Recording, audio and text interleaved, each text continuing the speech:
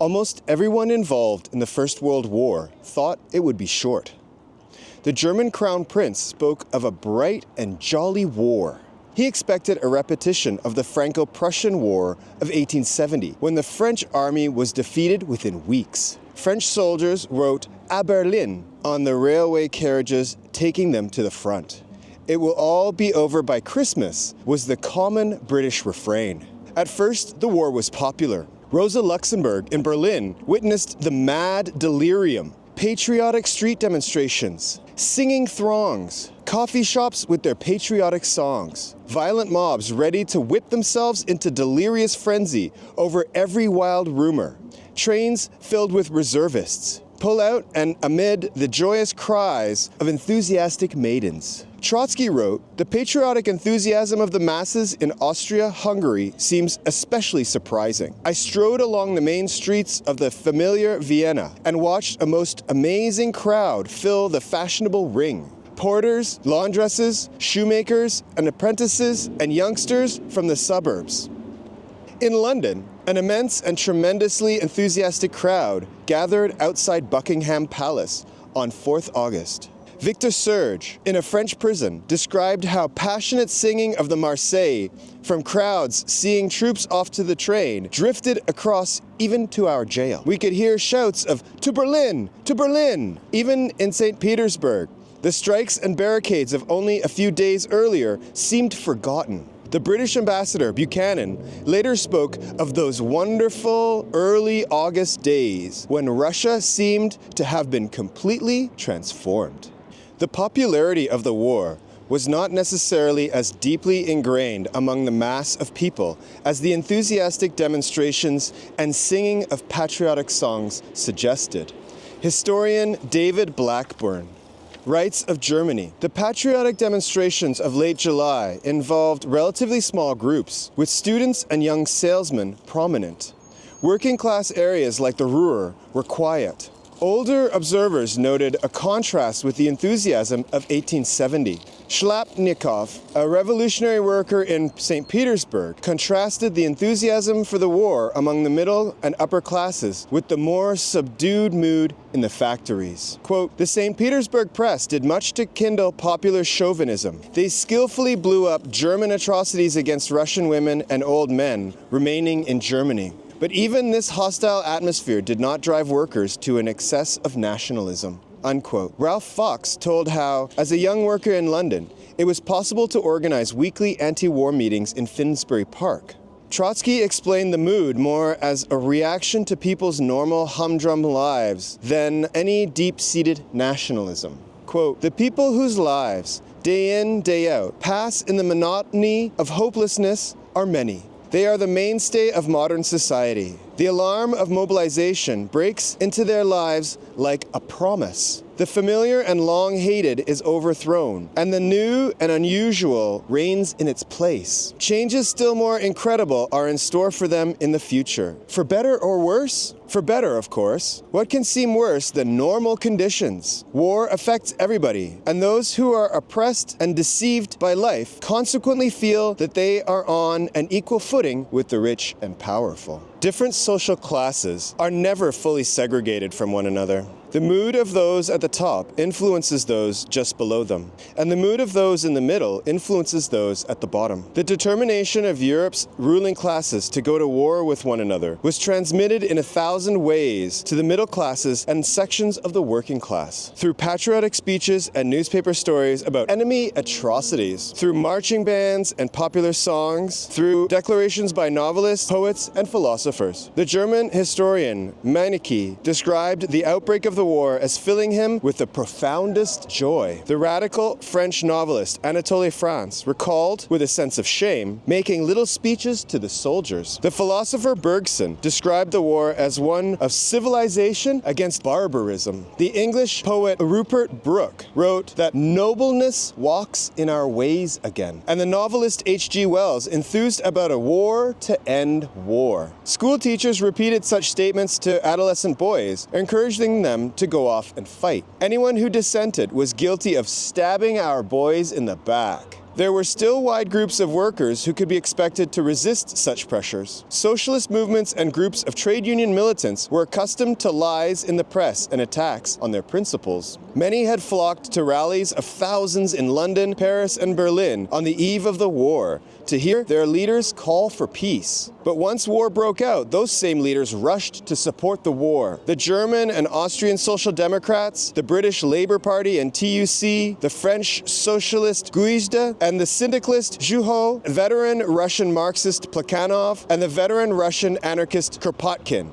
All were united in their willingness to back their rulers against others. Those who had doubts, for instance, Kautsky and Haas in Germany and Keir Hardie in Britain, kept quiet in order to preserve party unity and to avoid being accused of betraying the nation. A nation at war must be united, wrote Hardie. The boys who have gone forth to fight their country's battles must not be disheartened by any discordant note at home. Decades of abiding by the rules of capitalist democracy were having their effect. Pursuit of reform within the structures of the capitalist state led to identification with that state in its military conflicts. In the warring countries, only the Serbian socialists and the Russian Bolsheviks came out in unremitting hostility to the war. The Italian socialists also opposed the war when Italy finally allied itself with Britain, France, and Russia. But their attitude owed much to a split within the Italian ruling class over which side to support. And the left-wing editor of the party's daily paper, a certain Benito Mussolini, split away to wage virulent pro-war agitation. The belief in a quick victory proved completely misplaced. In the first months of the war, the German army did manage to race through Belgium and northern France to within 50 miles of Paris, and the Russian army advanced far into German East Prussia, but both were then forced back. The Germans retreated before the French and British armies at the Battle of the Marne to form a defensive line of trenches some 30 miles back. The Russians suffered heavy losses at the Battle of Tannenberg and were driven from German territory. The war of maneuver, of quick-moving armies, became a war of attrition, with each side suffering enormous losses as it attempted to break through the strongly entrenched positions of the other side. The expected 4 months of hostilities turned into more than 4 years and spread from the eastern and western fronts to Turkey, Mesopotamia, and the Italian-Austrian border, and northern Greece. The war was the bloodiest yet in human history, with about 10 million dead, 1.8 million in Germany, 1.7 million in Russia, 1.4 million in France, 1.3 million in Austria-Hungary, 740,000 in Britain, and 615,000 in Italy. France lost 1 in 5 males of fighting age, Germany 1 in 8. Over 23 million shells were fired during the 5-month Battle of Verdun. 2 million men took part, and half of them were killed. Yet neither side made any gains. 1 million died in the 4-month Battle of the Somme in 1916, with Britain losing 20,000 men on the first day. The war also caused extreme dislocation in society as a whole. By 1915 and 1916, all the contending powers realized they were involved in a total war. The outcome depended on directing all national resources towards the battlefront, virtually regardless of the effects on living standards. Industries producing consumer goods had to be turned over to producing munitions. Substitutes had to be found for foodstuffs and raw materials previously imported from enemy countries or subject to naval blockades. Workers had to be shifted from industry to industry, and a fresh supply of labor power found to replace those sent to the front. Agricultural workers had to be drafted into armies, even if it caused acute food shortages. In Germany, the winter of 1917 became known as the turnip winter, as the vegetable replaced most other foods. The diet of the average German worker provided only 1,313 calories a day, a third below the level needed for long-term survival.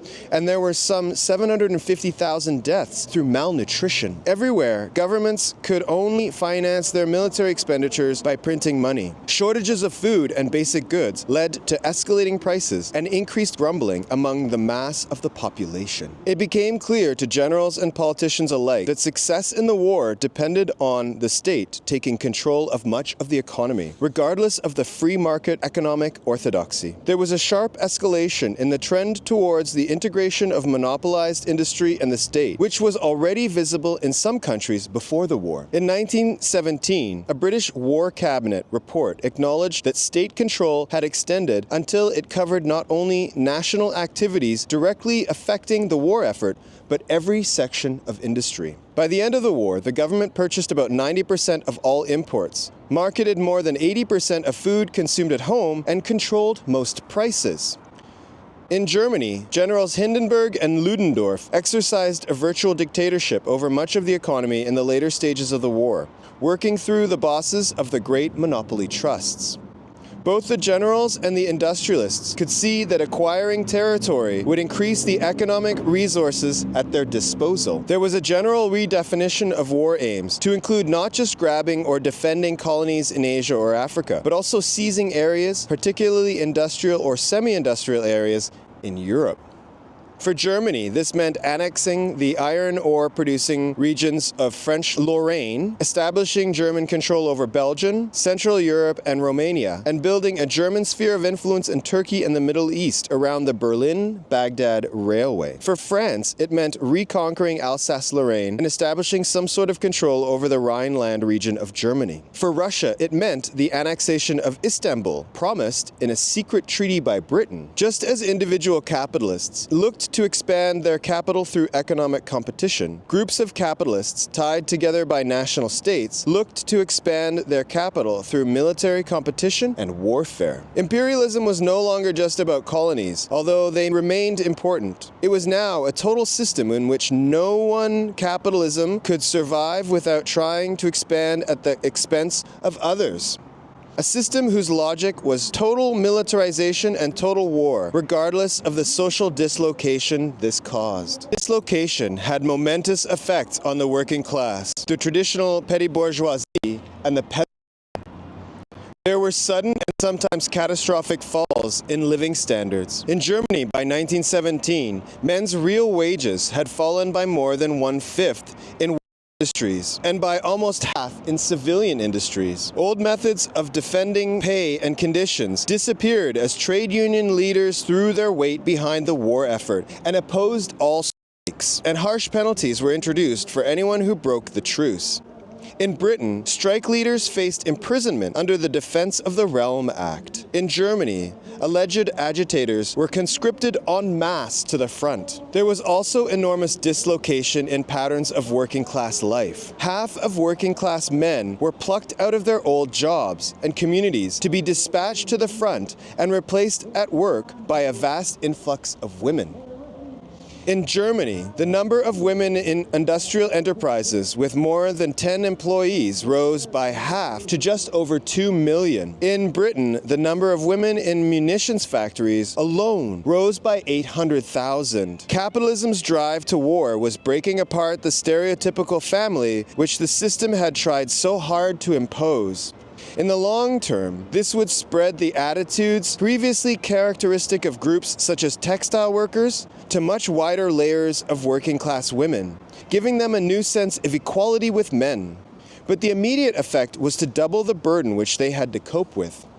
They had somehow to juggle long hours in a factory with bringing up children on their own. It was often as much as they could do to keep body and soul together. Hardship, confusion, disorientation, and an inability to defend traditional ways of working and living. Such were the conditions in working class localities in the first years of the war. As living standards fell, working hours were extended, conditions in the factories grew more dangerous, and the number of strikes dropped sharply. But by 1915 and 1916, the desperation was also breeding resistance. There were spontaneous protests in working class communities, which were suffering, mainly from the women in those communities. The Great Rent Strike in Glasgow in 1915, or the local protests over food shortages in many German towns in the winters of 1916 and 1917 were typical. There were also growing numbers of strikes among the male workers who had been least hit by the pressure to join the armed forces. the skilled metalworkers who were regarded as essential to the war effort. Their networks of union activists, the shop stewards in cities like Glasgow, Sheffield, Berlin, Budapest, and Vienna, remained intact.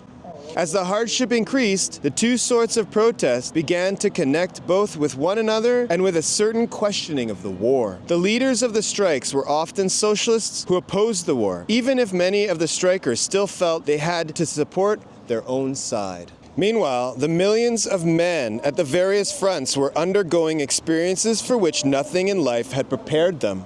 They soon discovered that the war was not a pleasant jaunt to Berlin or Paris or some great adventure. It was mud, boredom, bad food, and the horror of death all around them. For the working class or peasant conscripts of the poor, bloody infantry, it also involved the knowledge that life was very different for the generals and staff officers, with good food and wine, comfortable billets, and conscripted men to wait on them. This did not lead to automatic rebellion. Many of the conscripts came from backgrounds with no tradition of resistance to orders from above. Habits of deference and obedience, hammered into their heads since early childhood, could lead to men doggedly accepting their fate and treating it as just another boring and distasteful job they had to do, especially since any act of resistance would be met with the full weight of military justice. Quote, the strange look on all faces of the men waiting to go back to the front, noted the British officer and war poet Wilfred Owen, quote, was not despair or terror, it was more terrible than terror. It was a blindfold look, and without expression, like dead rabbits, unquote. Yet the possibility of rebellion was always there. The generals noted with horror what happened on Christmas Day 1914, when British and German soldiers climbed out of the trenches to fraternize with each other. The British officers were ordered to shoot on sight any German soldier who emerged to fraternize during Christmas 1916. Such precautions could not stop the sudden explosion of huge mutinies. The first great eruption on the Western Front was in France in April 1917.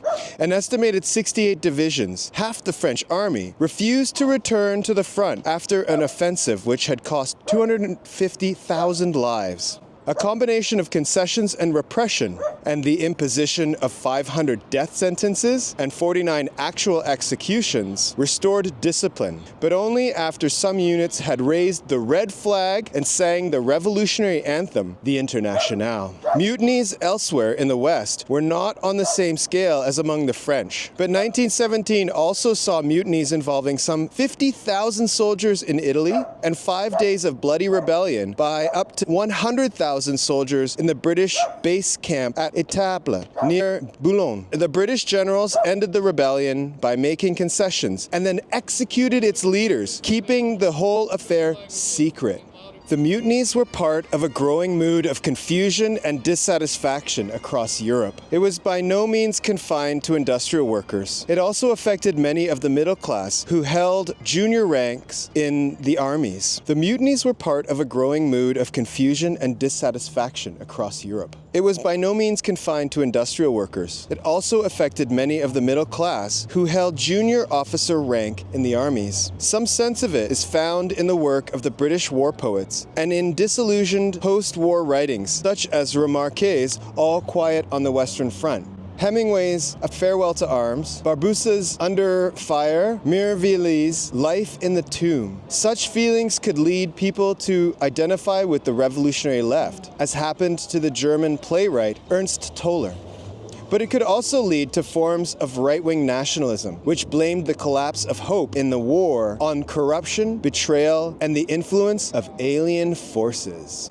Finally, war dragged the vast numbers of peasants conscripted into the French, Italian, Austro-Hungarian, and Russian armies out of their isolated villages and into the turmoil and horror of mechanized warfare. In an era before modern mass communications had penetrated most of the European countryside, the peasant conscripts were subject to experiences and ideas they had never come across before. Many were forced to accept some label of national identity for the first time, as they found themselves speaking local dialects in the midst of multinational armies. As they attempted to make sense of what was happening, they could be pulled in contradictory directions, influenced by priests priests practicing traditional rites, middle-class nationalists speaking similar dialects to themselves, or workers alongside them in the trenches, putting forth socialist arguments and giving some coherence to old resentments against the rich. Such were the feelings of a vast, bewildered, bitter mass of armed men in the trenches and barracks as the European states tore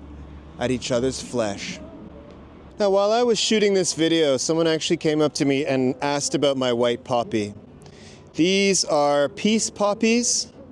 They are made independently because the organization that sells the red poppies has been for decades trying to shut down the sale of these white poppies.